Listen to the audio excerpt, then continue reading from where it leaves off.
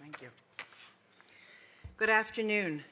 I'm Patty Brennan. I'm the director of the National Library of Medicine. I'm very happy to welcome you here for this very exciting day, our first annual Michael E. DeBakey Lecture in the History of Medicine. This year, we're very delighted to welcome Dr. Shelley McKellar and Dr. George Noon. But I'd like to begin for a minute by talking to you about what gifts such as the one we are celebrating today mean to the National Library of Medicine and to future generations of scholars and practitioners. The NLM was authorized by Congress to accept gifts and donations in support of its mission. We don't solicit funds or in-kind gifts or participate in fundraising activities, but gifts are voluntary, and this was the case that brought Dr. Michael DeBakey's Medical Foundation to deliver his papers to us. This generous gift, in addition to his papers, also helps to advance our mission of connecting with the public that we serve, including all of you who are here today and those of you who are watching from afar. We appreciate you very much in your support of the National Library of Medicine as we serve the public and anticipate our third century for future generations of scholars, medical practitioners, and educators, students, and the general public that we reach through our services. Let me take a moment also to thank the entire board of directors of the Michael E. DeBakey Medical Foundation, and particularly its president, Dr. George Noon, who we are thrilled to have with us today to make his remarks in support of the legacy of Dr. DeBakey. We're equally thrilled to have in the audience here Dr. DeBakey's son, Dr. Dennis DeBakey, and Mr. DeBakey's cousin, Mr. George DeBakey. And we extend a warm welcome to all of you and to your family members who couldn't be here with us today. The DeBakey legacy is important, not just for techniques, but for the person of note who can inspire and, as I understand, make presence felt in a room. Dr. DeBakey was a legendary American surgeon, educator, and medical statesman whose work transformed cardiovascular surgery around the world, raised medical education standards, and informed national health policy.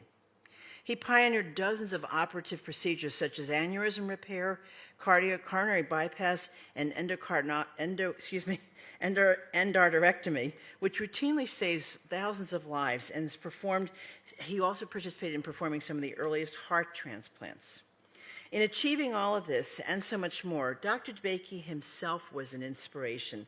Many, especially those who worked with him and everyone who met him, and many of those who are here in the National Library of Medicine, draw energy from his unwavering dedication to our mission. And as we will learn today from our guest speakers, Dr. DeBakey played a pivotal role in the development of the National Library of Medicine in the 1950s and in the establishment of one of our most important services, the National Network of Libraries of Medicine in the 1960s. The National Network of Libraries of Medicine now numbers almost 6,500 sites, touching almost every county in the United States. Dr. DeBakey was a visionary member of our Board of Regents and served in many NLM advisory panels. He made countless contributions to the library which live on today, and which we celebrate this day through the expertise of our guest speakers, and whom my colleague Jeffrey Resnick will be introducing in a moment. But before he does that, I'd like to do one more recognition of the DeBakey legacy, which are the National Library of Medicine Michael E. DeBakey Fellowship Programs in the History of Medicine, a program made possible by the recent gift of the DeBakey Medical Foundation.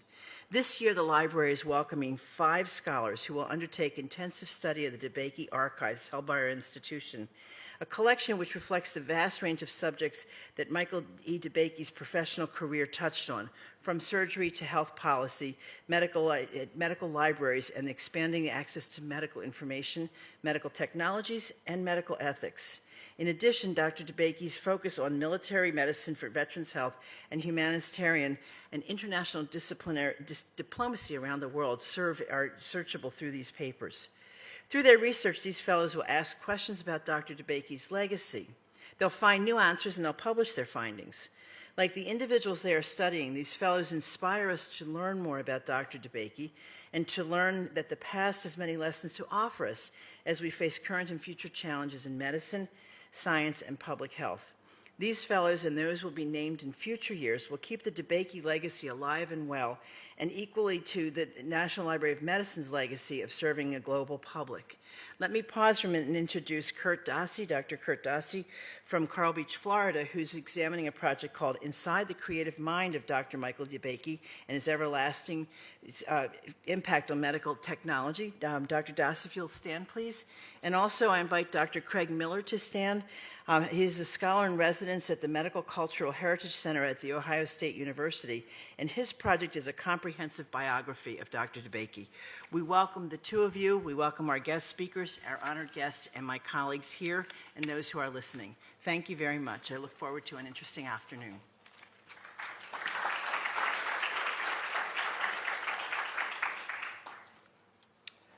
Good afternoon. My name is Jeff Resnick. I'm Chief of the History of Medicine Division here at the National Library of Medicine. The inaugural NLM Michael E. DeBakey Lecture in the History of Medicine is part of our ongoing lecture series, which promotes awareness and use of NLM and other historical collections for research, education, and public service in biomedicine, the social sciences, and the humanities. The series also supports the commitment of the NLM to recognizing and celebrating diversity. All of our lectures are free and open to the public, and all of our lectures are also live streamed and archived by NIH videocasting, like the one today.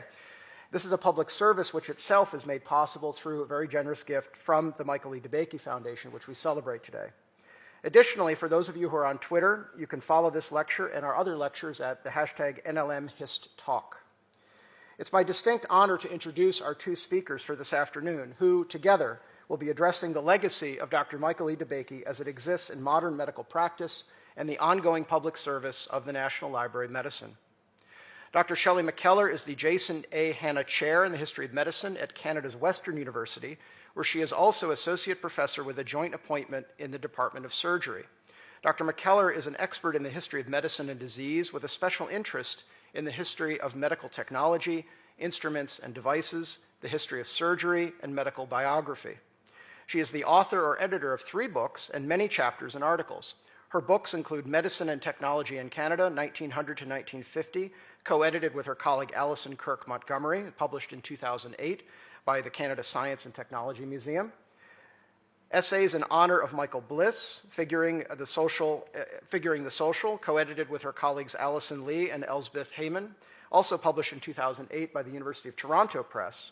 And also Surgical Limits, The Life of Gordon Murray, authored by Dr. McKellar and published by the University of Toronto Press in 2003. Complementing Dr. McKellar's scholarship is her curation of the Medical Artifact Collection of Western University, which is a rich study collection for both teaching and research. This collection contains approximately 1,000 objects ranging from bloodletting instruments and surgical sets of microscopes and pharmaceuticals, all representative of the 19th and early 19th through the mid-20th century medical practice and teaching of health and medicine in southwestern Ontario. Professor McKellar is completing a manuscript entitled Artificial Hearts, the Powerful Allure of a Controversial Medical Technology, on the history of the development and use of artificial hearts from the 1950s to the present day. Dr. McKellar joins us today to speak on intentional impact, the legacy of Michael E. DeBakey beyond the operating room. Following Dr. McKellar will be Dr. George P. Noon, Professor of Surgery at the Michael E. DeBakey Department of Surgery at the Baylor College of Medicine. Dr. Noon is the son of a physician and a nurse and spent the majority of his childhood in Nogales, Arizona, where he was exposed to his father's very busy medical practice. Already knowing the dedication to hard work that was what was required to practice medicine, Dr. Noon chose to follow in his father's footsteps to become a physician.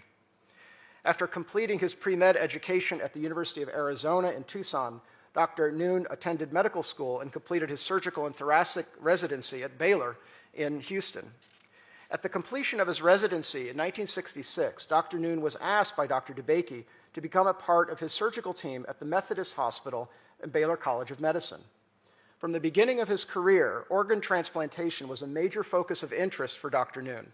In 1968, Dr. DeBakey and his team completed the first heart transplant at the Methodist Hospital.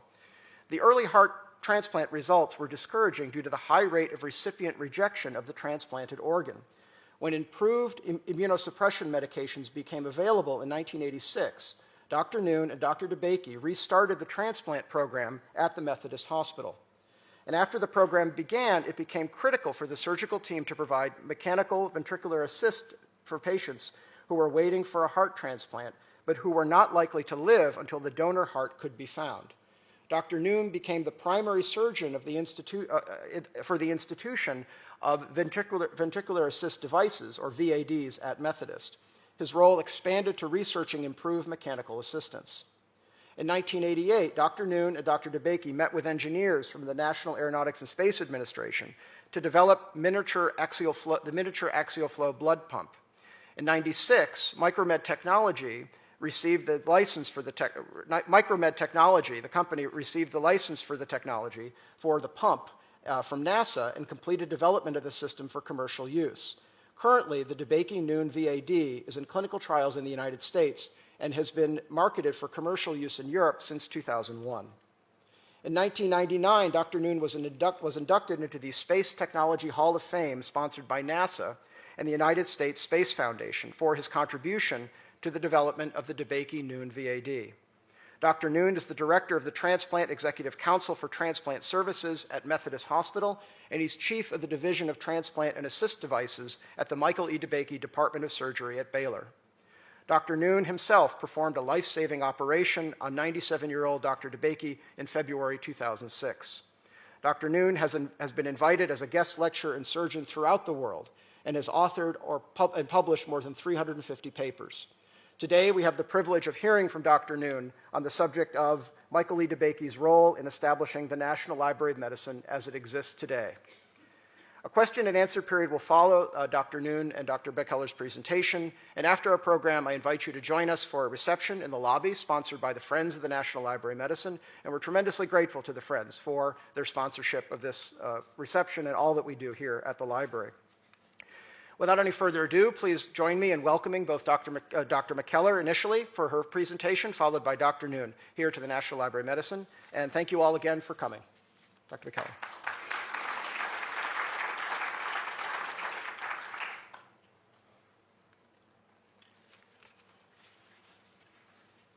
Well, thank you, Jeff, and the National Library of Medicine for inviting me here today to participate in this very important event. I'm very honored to be here. I'm very humbled to share the stage with Dr. George Noon as part of today's program, so thank you very much. I'm very pleased to know that the Michael E. DeBakey papers will be stored here at the National Library of Medicine. I think it's a fitting place for Dr. DeBakey's papers to be deposited here, given his commitment to the National Library over decades. I'm also pleased that the Michael E. DeBakey Fellowship is supported by the Foundation to encourage a new generation ongoing interest in the Michael DeBakey papers, which I'm sure we're going to learn more and more interesting aspects and themes coming out of this paper in the years to come, and I look forward to seeing those. So today, what I'd like to do is to build on this concept that you heard about Dr. DeBakey actually inspiring a whole generation, bringing together people, innovating in new and interesting ways. And what I'd like to share with you is some of the aspects that I've been able to go into great detail with for my forthcoming book. And I'd like to begin this talk with this image.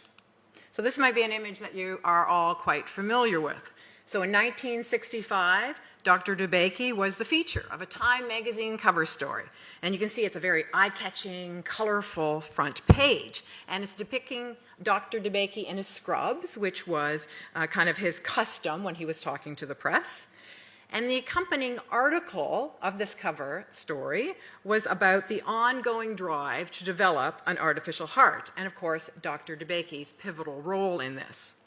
Now, this cover story had been building. I need to tell you that there was 3 previous stories in Time magazine in 1963 and 1964 that had been building up to this cover story. So earlier on, there was a story that had been reported on his mechanical pump research, so we knew something was in the works down in Houston. There was another story that had reported his findings as the chair of the President's Commission on Health Disease, Cancer, and Stroke. And then there had been a very small piece, but people paid attention to it, a small piece about Dr. DeBakey operating on the Duke of Windsor to repair an aortic aneurysm.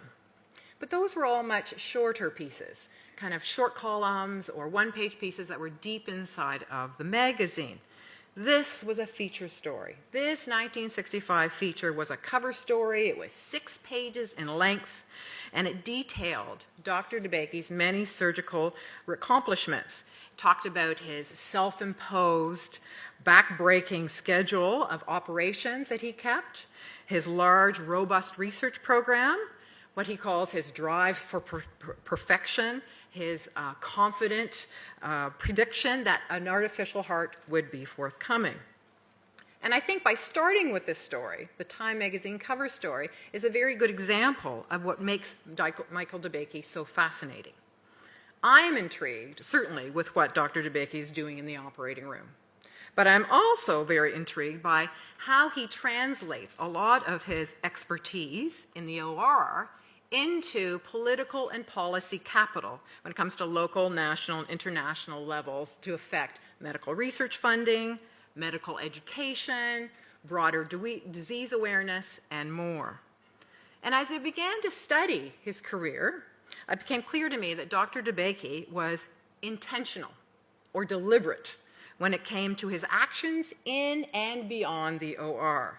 So he's overall choosing to direct his time and energy to things that need improvement, in his opinion, that would all come back around and result in better patient care.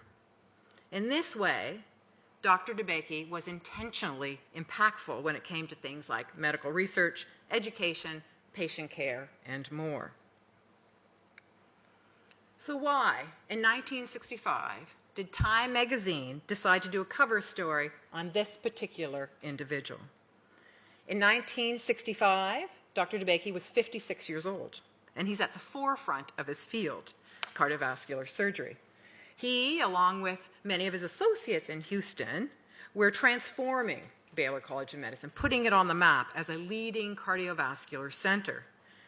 Dr. DeBakey had made significant contributions in medicine already, and it appeared that his 1960s research was well on the way of more innovation, predominantly the mechanical heart. Remember, the mechanical heart at this time had been dismissed by many in the medical field as a pipe dream. Dr. DeBakey thought not. Now, Dr. DeBakey was nicknamed the Texas Tornado due to his high and tireless energy and sometimes harsh behavior, as seen as a tough taskmaster at times. But Dr. DeBakey, when you think about it, was truly a force. He was truly a force that incited and produced much positive change. This is all wrapped up in American values of ingenuity, hard work, and commitment that I think instilled a hope for many good things to come.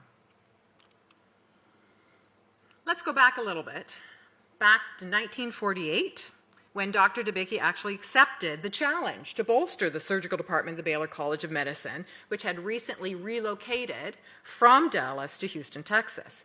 And you can see from this picture here that Dr. DeBakey was a slight, dark-haired man. He was the son of a Lebanese merchant, and he had spent more than a decade at the School of Medicine at Tulane University in New Orleans.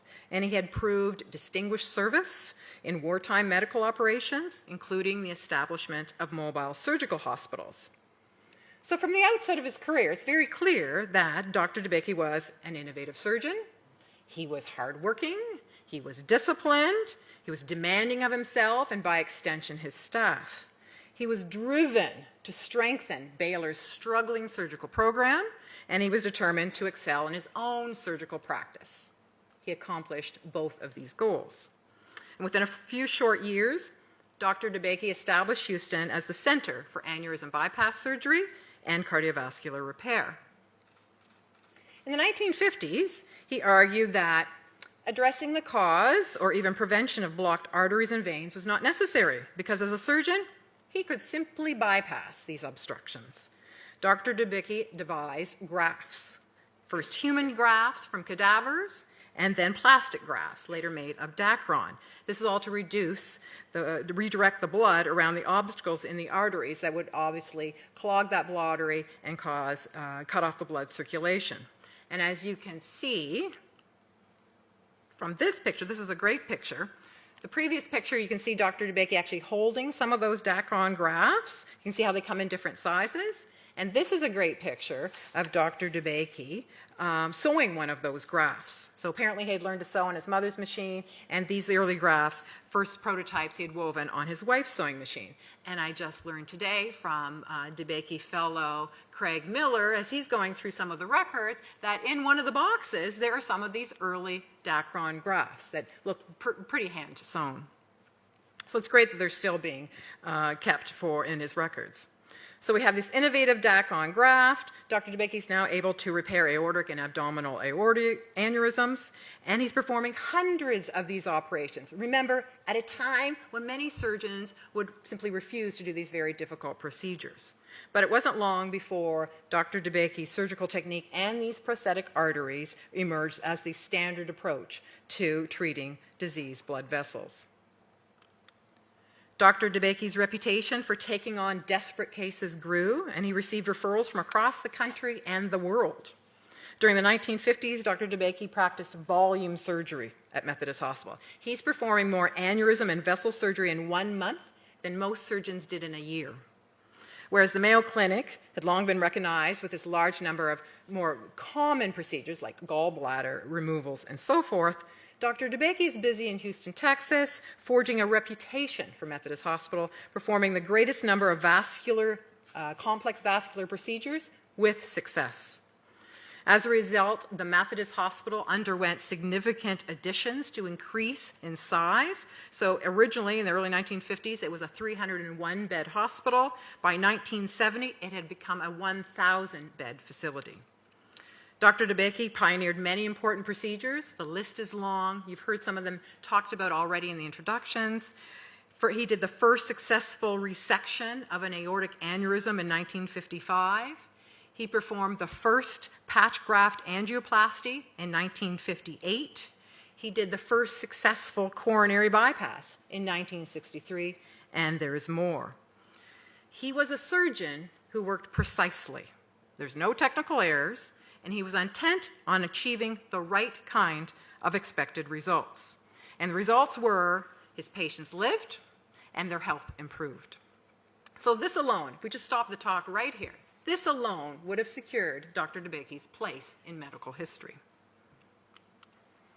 Well-known celebrities and public figures like Marlene Dietrich, the Duke of Windsor, the Shah of Iran, Frank Sinatra's parents, Jerry Lewis, and others all made their way to Dr. DeBakey's operating table to have some kind of repair done on their diseased hearts. And with this kind of clientele came plentiful media coverage, lots of press conferences and photos, which all are going to augment Dr. DeBakey's public profile. And he was not shy about the media, but he was purposeful. Remember, this is a guy who is intentional and deliberate with his actions. So in his mind, there is much to do and there's no time to waste. And you can get a sense of this from this 1964 Look magazine story that's profiling what they called medicine's frontiers at the time. And of course, one of the aspects of this at this time, 1964, was the heart surgery work that Dr. DeBakey was doing in Houston. So in this photo, this is the main kind of cover, or the main photo that goes with this article in color. It shows Dr. DeBakey. He's in the center there near the top. He's operating on a patient, and it's an aortic valve replacement surgery. And you can note the heart-lung machine to the left of that. Now, I really like this photo montage. This is further in the same 1964 article, because I think it really shows the busyness of Dr. DeBakey's schedule. So the first photograph at the top left, you see Dr. DeBakey is with a resident in his office. Next photo on the right, he's on the telephone. Then below that, he's teasing a nurse. The bottom right photograph shows that he's off to the next task. And the last photo, bottom left, Dr. DeBakey is doing hospital rounds with his residents. And I think the quote that Dr. DeBakey gives the journalists is very telling. Dr. DeBakey says, "Too much to do and not enough time. Got to get other people on board." Got to get other people to move. Indeed, he couldn't do it all. He needed to get other people on board.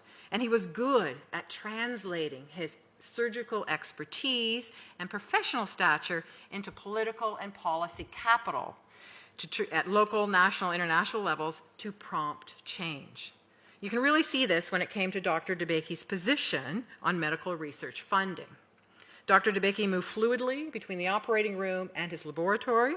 His research program bolstered his surgical practice and international reputation. And one line of research that I am most familiar with was his work on the development of mechanical circulatory support systems. Now, from the outset, Dr. DeBakey acknowledged the complexity of designing a mechanical heart. This is the era of rebuilt people, according to this 1965 Life magazine story. But not all parts of the body would be that easy to replicate mechanically or even to transplant. Dr. DeBakey realized this when he took on both total artificial heart research and mechanical assist device research. He was not alone in this pursuit. The other big name in the artificial heart research game was Dr. Willem Kolff, who was working in his Cleveland lab and then later moved on to Salt Lake City. Dr. Kolff, who is credited with developing the artificial kidney, had built that machine during World War II, and now he wanted to create mechanical replacement devices for other failing body parts, including the heart. Both Dr. Kolff and Dr. DeBakey recognized the tremendous physiological and technological challenges of actually building an artificial heart, yet they tackled it anyway. Both men contributed foundational research on mechanical hearts in the very early years of its development. But this is where they start to differ. Dr. Kolff had visions of a mechanical heart as a permanent cardiac replacement device. Dr. DeBakey wasn't so sure about this. According to Dr. DeBakey, what was clinically needed at this time was something on a shorter-term basis, that he saw patients in need of this as they come out of surgery, that unable for their heart to resume full pumping control, what if we had a mechanical device that could work for a short time outside of the body to allow that patient to recover from surgery, then that device could be removed. So alongside total artificial heart research, Dr. DeBakey is also going to spend some time focusing on building cardiac assist devices for short-term assistance. Dr. DeBakey was also very good at putting together effective teams, surgical teams, research teams, and more. In the case of artificial heart research, he actively recruited skilled researchers and initiated collaboration with Rice University engineers. In the early 1960s, Dr. DeBakey persuaded C. William Hall and Domingo Leota to come join his artificial heart research team in Houston, Texas. Hall had been working on aortic valves at the University of Kansas. Dr. DeBakey enticed him to come to Baylor College of Medicine and to lead the artificial heart research team there. Leota at the time was visiting from Argentina. He was up at Dr. Kolff's lab just observing. Dr. DeBakey offered him a research position, of which Dr. Leota decided to accept and move to Houston. So Dr. Hall would look after some mechanical design ideas and challenges, working very closely with Dr. DeBakey, and Dr. Leota would be implanting these experimental devices into lab animals. And of course, there's many other technicians and assistants that are working on this mechanical heart program in his busy lab at this time. There's machinists, there's technicians. One machinist technician said there's as many as 40 people at any one time working under DeBakey at this time, of which he is managing and trying to get the best work out of and collaborating. And I think what it shows for Dr. DeBakey is that he understood that good research, basic and applied, required a multidisciplinary team, which he coordinated it and he participated in fully. Dr. DeBakey was a strong advocate of medical research. For years, Dr. DeBakey worked to generate awareness and support for medical research, including disseminating his own results, encouraging others in their own research, and whetting public appetite that more advancements would surely be forthcoming. Of course, Dr. DeBakey reported his research in professional venues to medical audiences, but he also talked to journalists, including Dr. Lawrence Altman, who's here in the audience today, about his research. And he was very adamant in speaking to journalists and to others to express to them the importance of medical research. He did not shun press attention, but I think he very much wanted to control that narrative. He believed in the need for communication from researcher to researcher, from researcher to clinicians, as well as communication to the public. But again, with purpose. He recognized the public relations aspect of informing society about the impact of publicly funded programs, about the value of research, and the possibilities of new disease treatments. To U.S. Congress members, he stated, "We must communicate to the public what the potentialities of research may be." He wanted to convince the public of the value of research, that being the promise of knowledge and clinical application to address heart disease problems and more. He recognized that good public relations would contribute to his status as an authority in the field, but also to secure public and private funding for the research and to promote the value of research centers in the United States. So during the 1960s, without a doubt, there is quite a bit of publicity surrounding Dr. DeBakey's research and his surgical practice. He's talking to journalists, he's being present at news conferences, lots of media appearances, including television. In 1963, Dr. DeBakey performed the first live television broadcast of a heart valve replacement surgery, during which he crafted a narrative that focused on research possibilities, new surgical procedures, and patient benefits, to which he fully believed in. It was in 1963 that Dr. DeBakey pitched the idea of funding artificial heart development before the U.S. Senate Subcommittee on Appropriations. He lobbied ardently for public funding, federal funding, for this type of research. In early 1964, the National Heart Institute convened an ad hoc advisory group of the mechanical heart.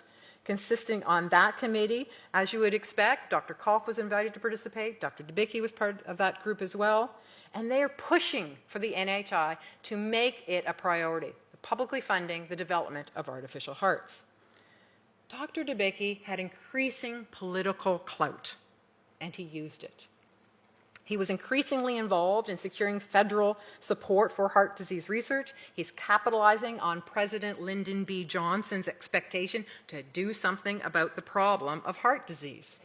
In March 1964, President Johnson asked Dr. DeBakey to chair the President's Commission on Heart Disease, Cancer, and Stroke. Johnson's personal history of heart disease, dating back to his 1955 heart attack, intensified his commitment to increase funding for cardiovascular research and treatment. I mean, this must have been music to Dr. DeBakey's ears. This is something he could certainly get on board with. Dr. DeBakey became a prominent medical statesman with access to President Johnson, which of course carried forward into succeeding administrations. The White House viewed Dr. DeBakey as the unquestioned leading vascular surgeon in the world. And Dr. DeBakey received numerous invitations to White House dinners, health events, committee participation, bill signings, and more. Johnson thanked Dr. DeBakey for his selfless service, declaring his warm admiration for his work and how he valued their long friendship. And the pervasiveness of heart disease meant that many members of Congress and their family members all suffered various cardiovascular problems. So this is going to stimulate action and increase support for his cause. For example, Senator Lester Hill, who was the son of a surgeon, and Congressman John Fogarty, who suffered heart disease, were strong supporters of medical research relevant to heart disease. And they worked tirelessly to win broader congressional support and backing. So, following suit, Congress did decide to back the program. They were convinced of its merit, in large part, I think, due to the strong lobbying of Dr. DeBakey, and they anticipated short-term development. And they recommended the pursuit with a sense of urgency. In mid-1964, the National Heart Institute officially launched the Artificial Heart Program to develop a variety of mechanical cardiac assist and total replacement devices. Initially, the Artificial Heart Program received from Congress a fairly small budget, $1.1 million, which was less than 1% of the entire National Heart Institute's budget. It was not enough, according to Dr. DeBakey, so he resumed lobbying for it. He returned to testify before congressional appropriations committees over the next several years to impress upon them the need for more funding for this program. What we need is money, insisted Dr. DeBakey. If we have the money, we can put the right kind of people to work. And this is a view that was shared by many. Nobel laureate and geneticist Joshua Lederberg wrote a very strong letter to the Appropriations Committee saying, quote, "We are spending millions and millions and millions of dollars in space and trying to get a man on the moon and on foreign aid. Here we are losing 1 million people who are dying every year because of some form of heart disease. and we quibble at trying to get a few $1 million to get going on this project, end quote. In the end, federal funding for the program increased substantially. By the late 1960s, the artificial heart program budget was now $8 million. So this is a notable increase, I think, from that paltry $1.1 million that it started with just a few years before. Artificial heart investigators welcomed this funding. Dr. DeBakey's program will receive a sizable chunk of that funding, and the work will start to come forward in the next several decades. I think this initial support and expectations from Congress was not misplaced, certainly with Dr. DeBakey at the helm. And indeed, he will be one of the first researchers who will be able to deliver on some of those promises. And interestingly enough, it's Dr. DeBakey's work on the cardiac assist device that's going to pay off well before his research on a total artificial heart. So he reported success with this artificial device after using it in a temporary measure on patients needing that corrective heart surgery. And the press celebrated this in a variety of ways. There's lots of articles I could have shown you. Even that initial 1965 Time magazine story refers to DeBakey's cardiac assist device as a brilliant way for a rest cure, end quote, for these heart patients. In 1966, Life magazine covered Dr. DeBakey's surgery when he implanted his cardiac assist device in Marcel de Rudder. Now, this is an interesting article because this is a 9-page color spread, so almost more photos than text, if you will. But what I think it does is it conveys a sense that something really important is about to happen here. Notice the text that's used alongside the pictures. A sudden and desperate crisis and a swift and measured response. Next page, teamwork in a crowded room as DeBakey ties in the bypass. Oh, it's all building, you can feel it, all these pictures, something is really important is happening here. This is an historic moment in the OR with Dr. DeBakey at the helm. Next page, with the pump in place, a pause for the doctor. Unfortunately, the use of the mechanical device did not help Mr. de Rudder, which was the subject of this kind of color spread at the time. Mr. de Rudder died 4 days after the operation. The first few patients that were implanted by Dr. DeBakey, in fact, they all died. But again, the journalists didn't blame Dr. DeBakey for this. They pointed things like, well, these are patients that had hopelessly damaged hearts. These are patients who had irreversible damage to the liver, lung, and kidneys. And I think that's certainly true. And they certainly didn't hold Dr. DeBakey responsible for these deaths. In August 1966, Dr. DeBakey did successfully sustain a patient's life with the use of his experimental ventricular assist pump. He implanted the pump in 37-year-old Esperanza del Valle Vasquez, whose weakened heart failed to resume function after having an aortic and mitral valve replacement surgery. After 10 days, Dr. DeBakey assessed the patient's heart to be strong enough to pump on its own, so then he was able to remove the pump from his patient. The patient made a full recovery, and she was discharged from hospital 1 month after her valve surgery. So you get a sense that during the 1960s, Dr. DeBakey was well known as a surgeon, a teacher, a researcher, and an advocate for medical research, a medical statesman, and more. In 1966, Dr. DeBakey was the man of the month, a CBS special with Walter Cronkite, which had cameras following around on his busy surgical schedule. Also in 1966, Dr. DeBakey was the subject of a BBC special called The Heart Man, and again, camera crews followed him around on his busy schedule. He was recognized as a leading expert in the field. He dared to perform bold new operations, like heart transplantation, in the days before cyclosporine.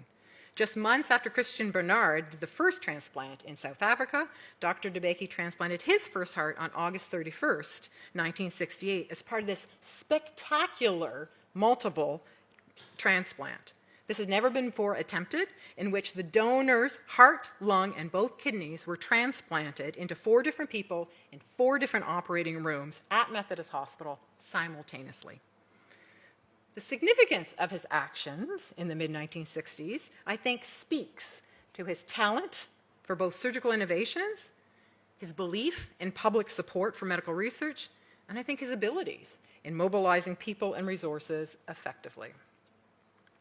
And if this wasn't enough, he decided to put his talents to work in a different way, again, in a deliberate and intentional way that's going to impact medical education, specifically the standing of Baylor College of Medicine. At the end of the decade, Dr. DeBakey became the first president of Baylor College of Medicine, holding this position for 10 years, from 1969 to 1979. In 1969, the college separated from Baylor University to become an independent institution, and Dr. DeBakey was part of that transition. He was increasing student admissions, he encouraged greater federal research funding, and more for the college. He then became chancellor of Baylor College of Medicine from 1979 to 1996. It was under his watch the Texas Medical Center became one of the best and largest medical centers in the world. In the early 1970s, Dr. DeBakey again worked to establish another important institution supporting education. He established the High School for Health Professions in Houston. This encouraged minorities to seek medical careers, and for many years, Dr. DeBakey would bring ninth graders to the wards, give them hospital tours at Methodist Hospital, and he frequently visited them in their school as well. And in 1996, the school was renamed after him.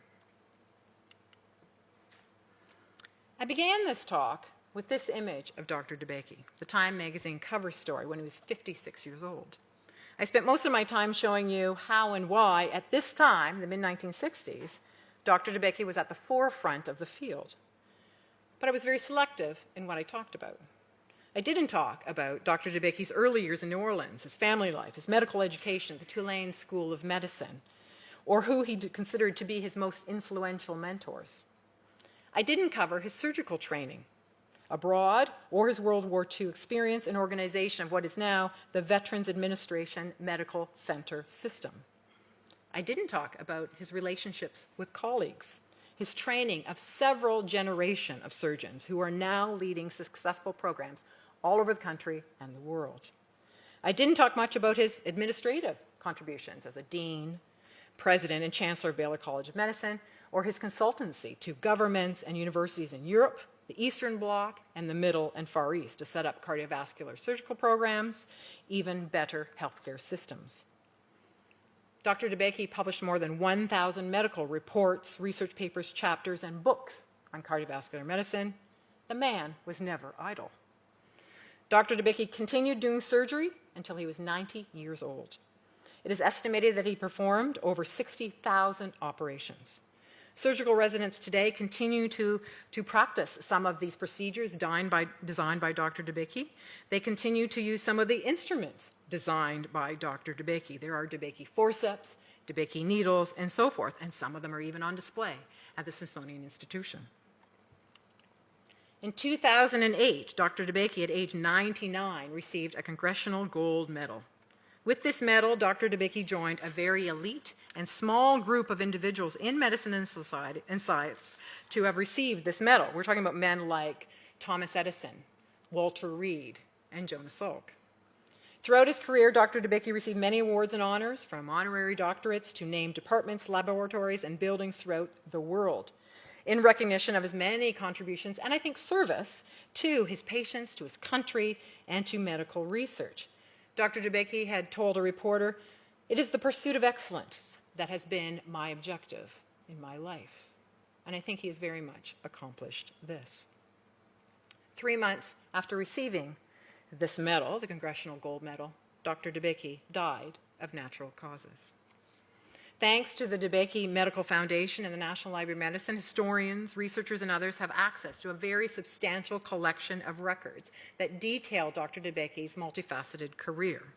The Michael DeBakey Archives is a very important collection that will be mined by researchers for many years to come, for it provides a window not only into a particular individual's extraordinary career, but also a window into different times and places that is going to give us views or aspects of how medical research was conducted, or medical education, or college governance, or federal funding of medical science, and more. I think the richness of the DeBakey papers cannot be understated. The richness of these papers will be of great interest to a variety of scholars who will pursue a variety of topics. Researchers might ask, how has wartime actions shaped individual medical careers, hospital structures, or government roles in medicine? How might one better understand medical innovation from such an extraordinary and successful career like Dr. DeBakey's? Is innovation attributed to hard work, a brilliant mind, top-notch institutional settings, or is it about something else? I look forward to all the new scholarship that will come out of the fellowship that supports it, that will come out of the researchers who will be able to mine this collection. The fellowship, I think, goes a long way in supporting the use of this collection. The fellowship, I think, is very timely and important, and I think it is, quite like Dr. DeBakey himself, deliberate in its intent, and that it will make a lasting impact and contribution to knowledge. Thank you.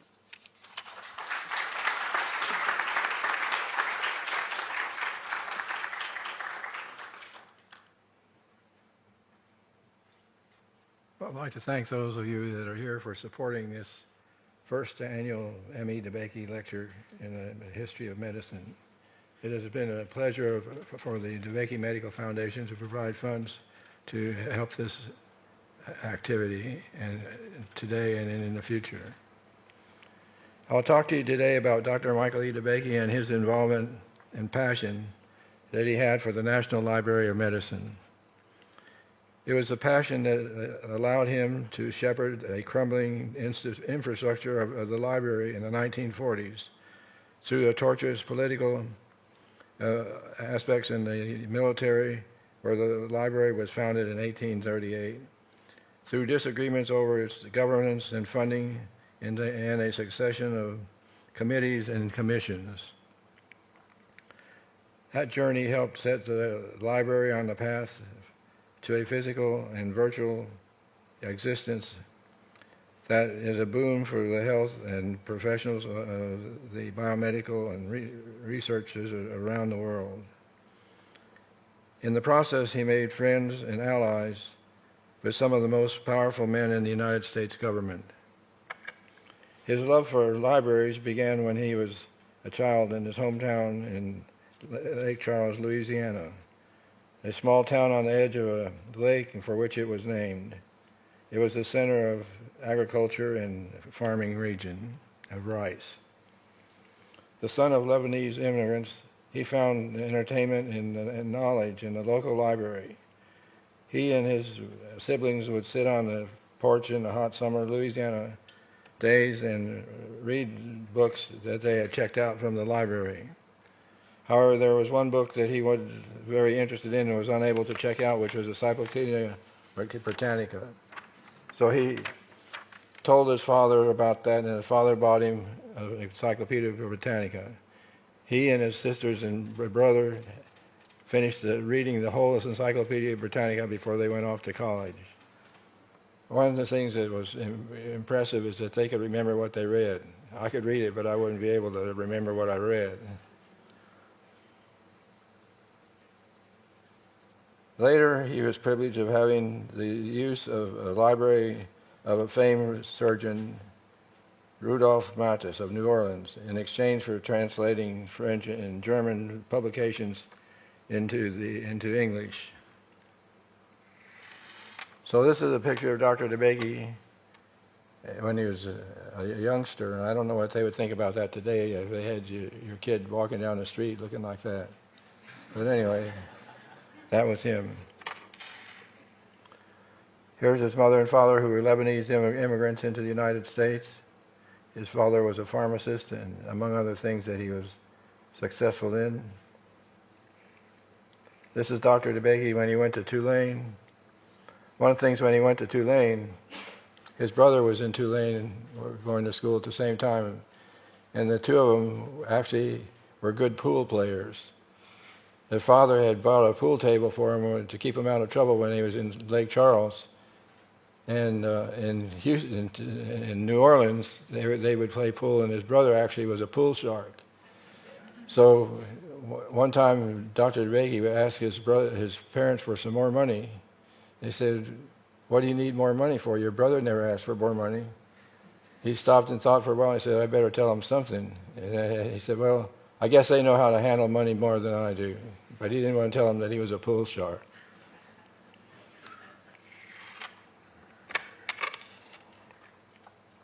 This is Rudolf Mattes, who did actually the first double ligation of a aneurysm of abdominal aorta with a patient survival. But he had a wonderful library in New Orleans, and Dr. DeBakey was, with his ability to read. He was there all the time, and his ability to translate from German to English and also French.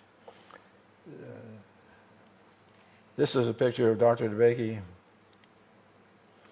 in 1942 when he was drafted into the service. And actually, when he was drafted, Dr. Oxner, who was his mentor at that time and chief, gave him an opportunity not to go into the service.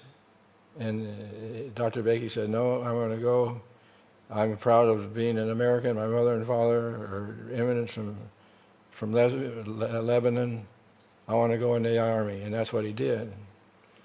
Well, during World War II, he served as a medical officer in the Surgical Consultants Division of the Office of the Surgeon General, where his duties were to research and draft the Surgeons General's medical policy orders, including articles from Health, a classified publication for medical officers. That gave him the access to the Surgeon General's library. The library had been housed in the Riggs Bank, and then the Ford Bank, and then in the library building of the museum in the Washington Mall. This is the Army of the Riggs Bank, and he was there from 1862 to 67. And this is the Ford Theater, and the library was in there starting 2 years after Lincoln was assassinated.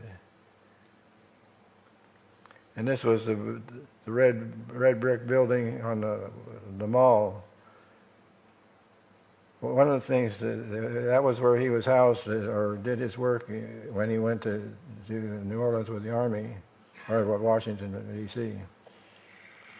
And by the time he started visiting the library, the overstuffed sacks and the building were in decrepit condition, threatening the conditions and rendered the staff and patrons areas hazardous as well. Deteriorating window frames let freezing drafts in during the winter.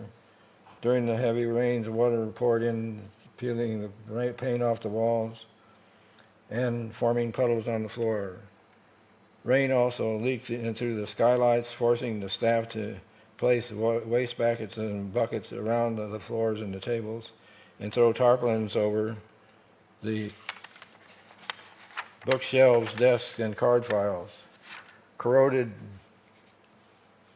downspouts leaked into the interior walls. In addition to that, there were birds and insects and even bats came in through the unscreened windows, flying around in the reading room, and there were rats and mice infested into the stacks. The lighting was poor, and especially in the stacks where the staff members sometimes had to work with flashlights. The library did not even have an indoor restroom. It was the only building in Washington with outhouses. The toilets were installed in the third floor in 1950, but the outhouses stayed in use after that, in addition to the new ones. Well, for a national treasure, it was a disgrace.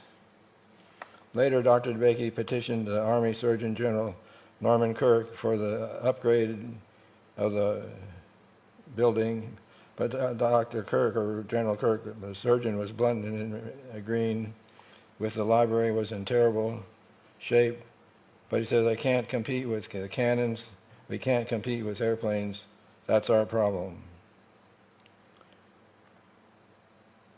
And that had been the problem since the beginning of the library in the Surgeon General's office in 1838.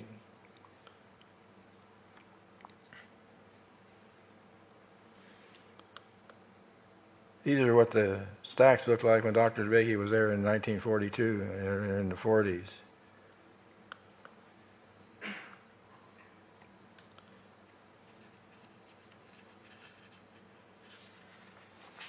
Dr. DeBakey wrote an article in JAMA that he had been convinced that the collection in the library would continue to deteriorate as long as it had to compete with armaments and munitions in the Defense Department's budget. In fact, in 1946, he recommended to General Kirk and the Association of Honorable Library, which you see there, designated for the. However, in 1944, a committee of American Library Association recommended transferring the library to the Federal Security Agency. Over the next decade, the library became a political football. The Army was reluctant to give it up, but in 1949, one of the task forces recommended three choices: transfer to what was then the Department of Health, Education, and Welfare, annex it to the Library of Congress, or establish an independent agency under the direction of the library. A subsequent committee, of which Dr. DeBakey was on, recommended that the Secretary of Defense make the library a civil function of the Department of Army Federal Regulation, which it had actually been established in 1892 and 1901, but they didn't know where the disposal of the income should be.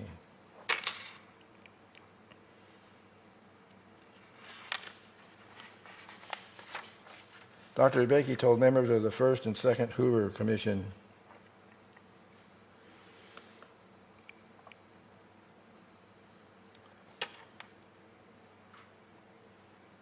that establishing indices and computations for the existing and in the future medical literature would be the important role of the library, which he felt should be associated with a medical agency and operated in a medical library. At this point, many connections that Dr. DeBakey had developed during his career, particularly in Washington, D.C., helped him push the library help the library forward. Dr. Tracy Voorhees, chairman of the first Hoover Commission task force and a friend of Dr. DeBakey, enabled his attendance at a luncheon with Hoover in the Waldorf Towers. There, Mr. Hoover asked Dr. DeBakey which of the recommendations of the Hoover Commission he would like to see enacted. Dr. DeBakey told him the National Library of Medicine legislation. After the Commission's report was submitted to the Congress, Dr. DeBakey and his allies worked with Senator John F. Kennedy and Senator Lister Hill to author the legislations to put the implementation of the recommendations of the established library. Therefore, the Senate Bill number 3430 and a House comparable bill 2826 were passed on March 13, 1956.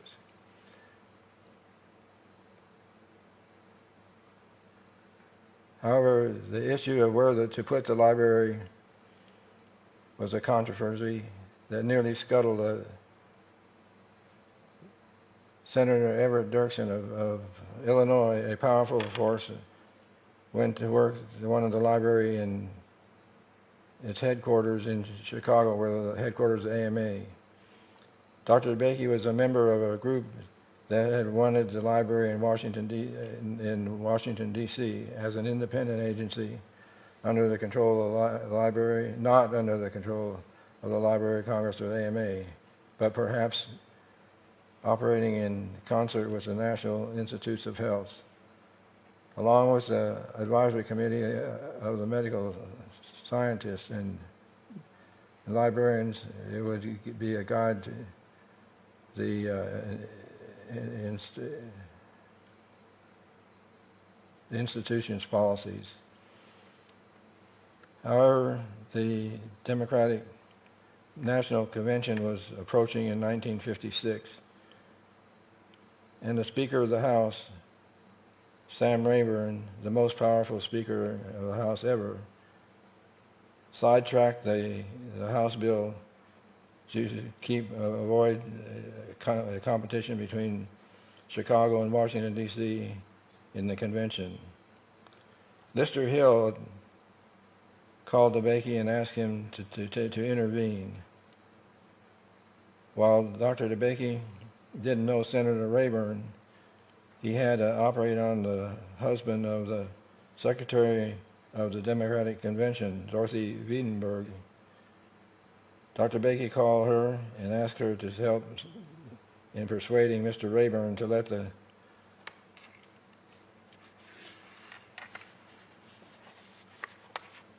bill go through. A few days later, the bill was released. October 3rd, 1956, President Dwight D. Eisenhower signed the National Library of Medicine Act into law. After years of disagreement and controversy, it resulted in a national civilian institution that made existing medical knowledge readily available.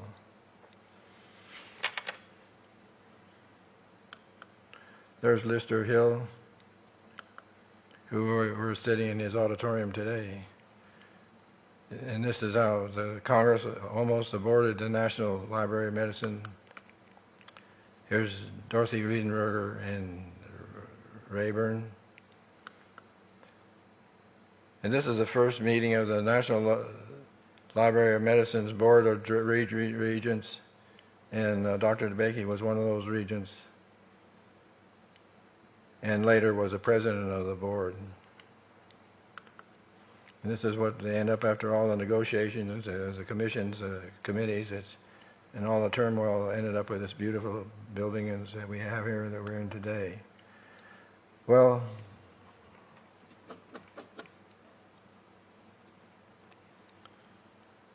there was a battle getting it where Dr. Shannon of the NIH didn't want the building built. And so he lobbied, Dr. DeBakey had to lobby with his site on the NIH. He said research nourishes the library. It's an indispensable resource. Before the investigators began to research, it is primarily important to get new information and completion at the beginning and completion of a research is a cycle that it repeats itself continuously. Well, Dr. DeBakey got his way as he did in so many other things. On December 14th, 1961, the new building was dedicated on the site that you see, which was a golf course next to the property of the NIH. However, never to rest on his laurels, Dr. DeBakey sought to expand the library's reach along with a regional medical program system recommended by President Johnson's Commission on the Heart Disease, Cancer, and Stroke. Dr. DeBakey chaired the commission and envisioned a system of regional library networks as well as for research in the best way to run these programs. He and his commission members submitted the reports directly to President Johnson, and Dr. DeBakey's old ally, Lister Hill, and Orrin Harris introduced the Medical Library Assistant Act, and Representative Fogarty introduced the identical bill 3 months after that, and it was passed strongly with a majority that allowed the library to make grants to improve library facilities in various regions across the United States.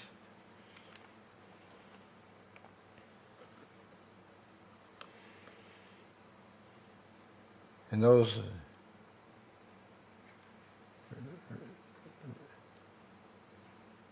regional things were helpful in improving health professional access to information.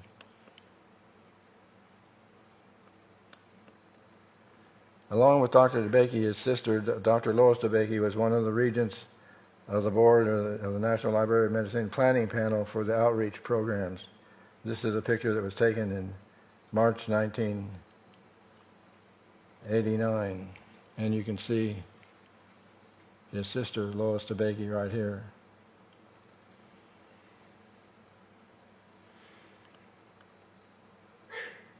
Here's Dr. Bakey with his friend Dr. Lindbergh, who Dr. Lindbergh is giving him a gift there. Dr. Bakey's looking it over, and when he opens it up, it's a red brick from the old building where they had the library before the present one that was just finished up. You can see Dr. DeBakey was happy to see that. Then Dr. DeBakey received the Congressional Gold Medal awarded to. It was presented by President Bush, and there was Nancy Pelosi and Harry Reid. One of the things that could have turned into a disaster, because as they rolled Dr. DeBakey up to the stage, the person who rolled him up there just left and forgot to put on the brake. And so what happened was President Bush actually looked over at his side and saw that the brake wasn't on. He reached down with his hand and bent down and put on the brake and then stood up like nothing had happened, but it saved his life from rolling off that stage. Here's the Dr. Bakey surgeon, myself, and Dr. Loby, and of course Dr. DeBakey. You're getting the gold medal. And so what he'd like to leave you with is, the pursuit of excellence has been my objective in life. Should be yours too. The Michael E. DeBakey, MD, surgeon, educator, medical statesman. Thank you.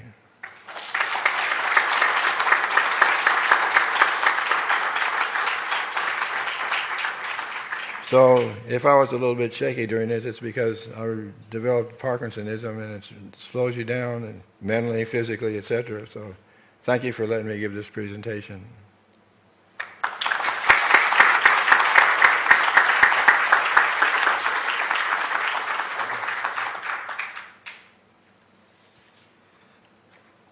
So we have about 20 minutes for questions. If there are any questions in the audience, I'm going to join our speakers at the table. When you do ask a question, there's a microphone in front of you. Please press the button so the light turns on red, and so we can hear you very clearly, and speak loudly if you would, please. And if there's anyone out there watching over the video cast who would like to ask a question, just message me, and I'll be happy to ask the questions of our speakers. So we'll begin. Any questions?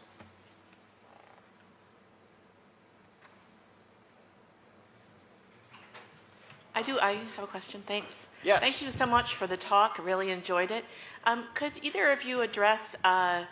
DeBakey coming from an immigrant family background? Did he ever really speak of that in terms of impacting his career and any prejudices he might have experienced during his schooling and his subsequent surgical career? So the question is about Dr. DeBakey's immigrant background. Did he ever speak about that, and did he ever encounter any prejudice of any kind relative to his background? Can you press the button? Well, he didn't speak a lot about it, but he was a supporter of activities over there in the medical school, and in his hometown he had a library and educational programs that he supported. So yes, he did support and had a good feeling for and loved the country that he was in, but he never learned how to speak Arabic. And I think coming from that background not only kind of shaped him as a person, kind of hardworking, disciplined. I think that's, kudos to the parents. But also you see that later in his life. It's more than just the normal giving back to society. I mean, he does a lot of things under the wire that a lot of people don't know in the Houston, Texas area. I mean, this is a guy that, when I say intentional, I mean, he's not a planner to manipulate anything, but things have a purpose. And when he puts in place a high school to address minority access to be trained. He sees both a need in a rural area, training that's necessary. He captures the interest in giving those opportunities, as well as he's thinking at a national level of setting up these excellent centers for healthcare and medical education delivery. And this is a gentleman that has spent his entire career not only building Baylor College of Medicine, but serving in a variety of ways right till the end. My generation doesn't have that kind of roots in any kind of job, let alone institution, for that long. So I think that has to be recognized as well. I'd like to ask a question. I'm Kurt Dassey. You know, one thing there, most people never knew the whole Dr. DeBakey. In Houston, they knew him as a surgeon. And overseas, and where he worked, they knew he was a statesman, a researcher, etc. So there weren't a lot of people who had the opportunity to see him in all the things that he was involved with. And I fortunately was one of those persons that was able to do that, because I worked with him in Houston, I worked with him nationally, and worked with him internationally when we worked on President Yeltsin and other dignitaries. And so I saw him in a teaching mode in the United States and across the world, establishing new hospitals and clinical cardiovascular services. So there aren't many people that really had that opportunity, and it was really a nice thing for me to be able to do that. Kurt. I think Dr. Noon just partially answered my question. First of all, I'd just like to say thank you very much for a great presentation. Shelley, you just helped me very much with my fellowship. Covered a lot of ground. But Dr. Noon, you know, you worked side by side as a surgeon heading up the program at Baylor with Dr. DeBakey. I was kind of curious, you know, what % of time did Dr. DeBakey spend on being the statesman and, you know, sharing that time being a clinician? How did it impact you as a surgeon? So the question, Dr. Noon, is what percentage of time did Dr. DeBakey spend on being a statesman, and how did this impact your work with him? Well, I can't tell you how much time it took. A lot of times we never knew where he was. So we were operating, all of a sudden he left it with us, and he's on his way to Washington, D.C., and he's back the next morning going to work, and the people that were in Houston had no idea that he'd even left town. So it was interesting. Yeah. Correct. To speak to that very first question, I've read a number of interviews with Dr. DeBakey over the years where that specific question was asked of him, whether he felt any prejudice against him growing up, and he universally said no. On no occasion did he ever feel that personally, and he wouldn't. Now, having said that, Alton Oxner, who was his mentor late in life, when he was asked the question, what do you think drove Dr. DeBakey to such levels of achievement, he indicated that he thought that there was a certain amount of that driving him. But Dr. DeBakey himself adamantly denied that. Dr. Noon, I have a question. Were you with Dr. DeBakey in Russia when he brought out the pool cue for that legendary story? And if so, can you tell it? The pool. Can you repeat that, Craig? I'm sorry. There's a story, and I don't know whether Dr. Noon was along for that, but he mentioned the pool playing abilities of the DeBakey brothers. And there's a story, I think Dr. Noon might have been in Russia. I'll tell you the story. I was there. Okay. So I was hoping. we were over there for Yeltsin and the potential operation that he had. And one of the evenings they had a party at the physician who was the head of the health, education, and welfare there. And what would happen was that during the meeting or during the get-together, there would be times when the Russians would sort of disappear. We didn't know where they were going. We found out that there was two places that they were going when they would disappear. One of them was they would go out to smoke. The second one was they'd go down to the basement and play pool. So one time they brought down Dr. DeBakey, and he was standing at the table watching him play pool. And out of respect for him, and they said, would you like to play? And so he said yes. So they had the balls out on the table, and he got a cue stick and just went boom, boom, boom, and suck them all. So in Texas, we would say he kicked their ass.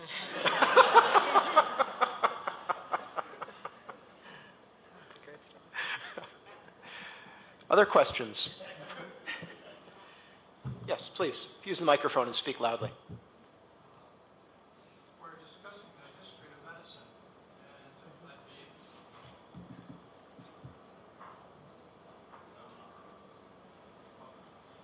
I'll repeat it. Go ahead. We're discussing the history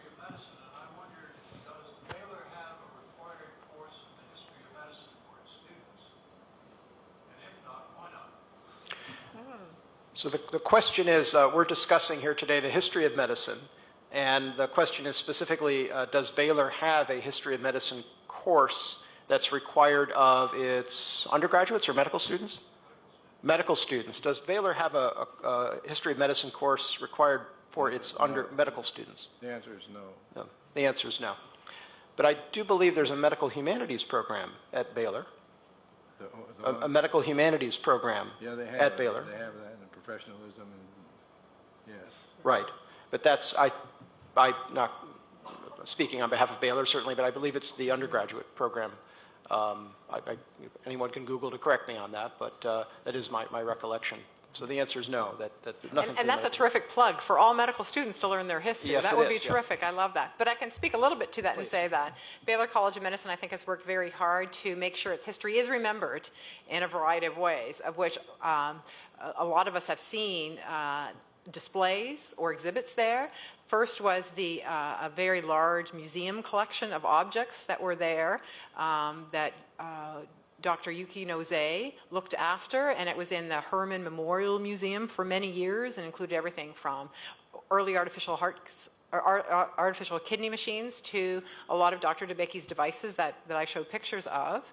After that was closed, I'm not sure where the objects have gone, but I know there is a lovely Michael E. DeBakey museum and archives there, or library there now, that solicits school groups and has a wonderful digital presence as well. So I think they work very hard to what I call co-curricular activities of making sure the history of medicine is present, not only for students, but also the community, both patients coming to the hospital as well as faculty as well. Question right over here. Hi, my name is Pearl Ennie, and I wanted to thank you both for giving this awesome talk. As a native Houstonian, I am here to extend thanks from that perspective. I have been to that museum that you just referenced, and it's great. That's actually where I first learned about Dr. DeBakey, and I'm returning back to Houston this summer to start medical school across the street at McGovern. So this was really important for me to be here and learn about the history because it is not really traditionally included in the curriculum. So I thought that was a great question, but it's very necessary, especially in a place like Texas Medical Center that's rich with history. So just kind of thinking about continuing the legacy of Dr. DeBakey and specifically his role as a medical statesman, I would be curious to hear both of your perspectives on how that role has evolved over the years, specifically with that Time article dating back to 1965 and now being in 2017, and obviously a lot of administration changes that have happened and how that kind of differs over the years. I'd just be curious with, I guess, somebody like me who's entering the field and hopes to be in advocacy work and things like that, advice and just thoughts on how the role of a medical statesman has evolved. Thank you. To answer that question about the role of medical statesmen, I think the quick answer is, I think the sandbox has got very crowded. In the sense that I think when Dr. DeBakey was certainly lobbying hard, there was a sense of the medical experts having a certain gravitas and authority on a political platform that the politicians were hopefully going to listen to. And I think in today's day and age, I think more people have taken up the advocacy role in different ways. And I think it's been very challenging for a lot of our medical professionals to have their voices heard in a very kind of crowded sandbox, to a sense, I think, of frustration by some in saying that my voice is very important, but is it the same as a lot of other voices and venues that are coming from? So in terms of Congress supporting funding, it's getting information from a variety of sources, which is probably a good thing to get its most complete package as possible. I think in terms of the public knowledge of who these medical statesmen are, we see still, I think the media does a good job of trying to profile who they think have important things to say and voices, but I think it's more difficult, I think, for a physician such as yourself going into medical school, what role you can take. And I think a lot of it, I think, needs to be done in an advocacy a way of advocacy that Dr. DeBakey, I think, stood up for at both, and I kept saying a local level, a national level, and even an international level. So I think it's multi-layered in multi kind of arenas, and I think there has to be a commitment. And I think what you saw with Dr. DeBakey is there was decades of lobbying, some which got more press than others, but I think there was a consistency there, which I think Dr. Noon can address too, probably trickled down to some of his residents in terms of the role that they can play. Dr. Noon, would you like to comment on that? Medical statesman role that you saw Dr. DeBakey play, and did he ask you as the residents to continue on in those roles? No, he didn't. He wanted me to do the work that I was doing. Oh, so he could do it. I see. Tag teaming. No, and as far as with the patients and the families, he was very instrumental in their care, but in making sure that if they were possible donors, that they could be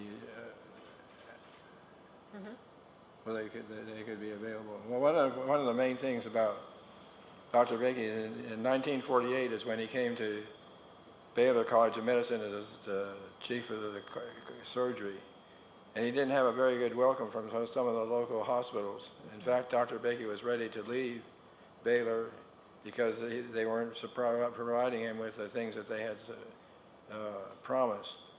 And what kept him was the Naval Hospital in Houston was being decommissioned, and he was able, through his connections, to get the Naval Hospital converted to a Veterans Hospital affiliated with Baylor. And with that move, he stayed in Houston.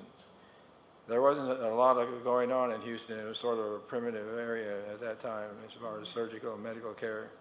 And he brought a different caliber of care to the patients. And one of the things that helped him, he had a supportive hospital and a supportive school, and he had a supportive community, and a community which dealt in philanthropy, without which he would not have really been able to do the things that he did. We have time for one more question. Anyone? Please. Hi, so I'll also echo that I'm from Texas, and so it's nice to hear good things coming out of Texas. We don't always get that. And my question was really about the way that he crafted his image as a physician. So you mentioned, I was really struck by how many photographic spreads he had in major magazines. I mean, it was a lot of coverage. And I was struck that you said that he almost always wore scrubs in his pictures, and I was wondering if he ever talked about why he decided to go with kind of the working physician appearance rather than maybe a more formal suit and white coat. And if he didn't talk about it, would you speculate on it? Can I ask you to speculate on why you think he preferred appearing in scrubs in those kinds of photographs? I don't understand it. Can you speak about why you think the photographs of Dr. DeBakey in the media were the way they were?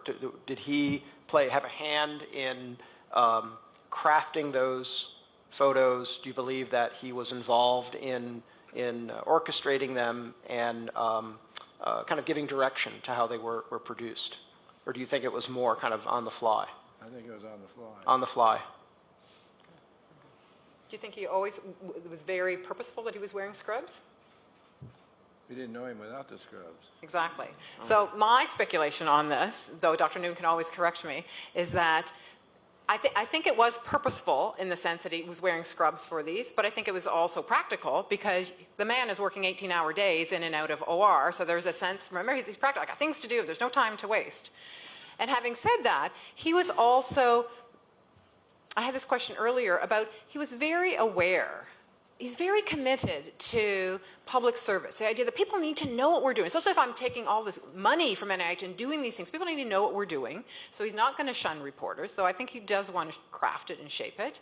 And I think he embraces kind of the media and television. He's not shy when Walter Cronkite wants to follow him around with a TV camera. And having said that, and Dr. Noon can comment too, he's one of the first to really develop TV cameras in the OR to film what he's doing as learning tools, right, to teach residents what these procedures are, but also to to teach beyond. I mean, in this day and age, we think it's, you know, it's not really that exciting to watch an operation online, right? But I think back then it was pretty exciting. So I think he had a lot of kind of, and I think that drives from his commitment to the public needs to know what we're doing, and I think harness the enthusiasm that something is big going to happen here. We are making steps going forward. Would you agree with that, Dr. Noon? I would read that. Okay. Yeah. Were you ever dragged into any of these interviews? Well, I had lots of interviews. Sure you did. And there were interviews that were planned when something special had happened in the operating room or in the care of the patient, like when the first heart transplants or the mechanical or circulatory assist devices, etc. Those were good news at that time, and there were planned panels that were presenting the answers to the questions that the press had. So I don't think there's anything underhanded or sneaky. There was it was planned, as you said, with different people involved. And one of the things, and there was a difference in what you can do today as far as advertising or bringing things up in the forefront of the news. Back then, they didn't like it. In fact, they wanted to running out of town in the early days because of they considered it advertising, and advertising wasn't permitted in the school or in the hospital or in the Harris County Medical Society. So he had to be very careful, or he got reprimanded at times for. I think that's an excellent point, because in that culture, it was seen as not something you did. And he did it anyways, not because he needed more business. I mean, the man was working 18-hour days. His OR was full. He's not trying to drum up business. But again, it drives from this commitment about getting what he's doing, both on an operational level for battling heart disease, but also as a research level, getting the news out. So a few moments ago, Shelley mentioned public service, and I want to close our proceedings today by emphasizing that. And I want to thank the DeBakey Medical Foundation for their gift to the National Library of Medicine, underscoring the thanks of our director, Dr. Brennan, who opened our proceedings. We are here for public service. We make these collections available to the public, to the DeBakey Fellows who are here, to Dr. McKellar and Dr. Noon, and to anyone who would wish to come to the library or visit us online. So we're grateful to our patrons. We're grateful to all of you for coming today here at the library, and to everyone who tuned in over NIH Videocasting. Please join us for a reception sponsored by the Friends of the National Library of Medicine, just in the lobby, just behind us. And I wish you all a good afternoon, and thank you again. And thanks to our speakers.